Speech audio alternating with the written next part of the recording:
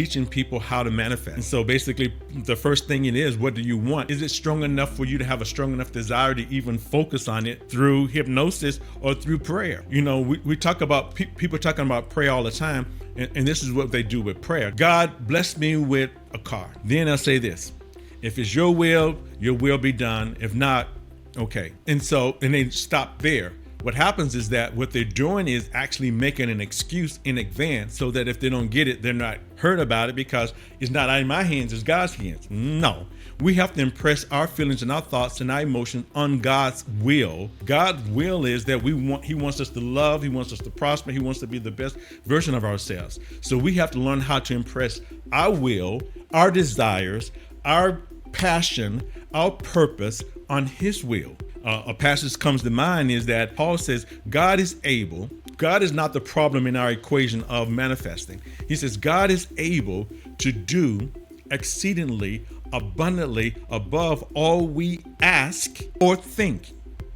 Now, that word ask there is not a wimpy ask. It's not like, oh yeah, I want $1 million.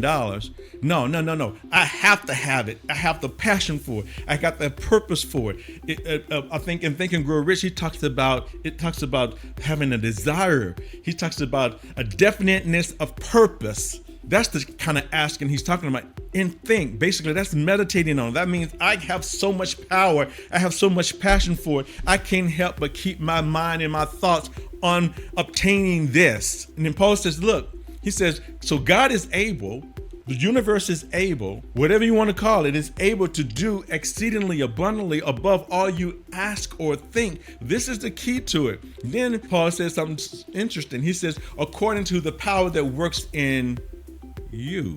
That means that you can't manifest any more than what your little cup or pot can hold.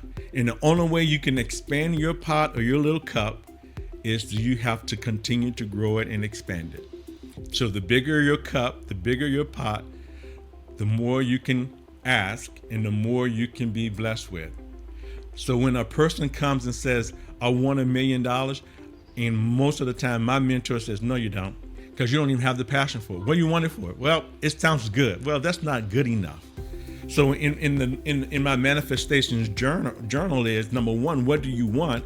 Then number two is why. And then in Think and Grow Rich, he goes a step further. He says, what are you going to give in exchange for the energy that you're going to be getting back? And then when? He puts the date, time and date on it.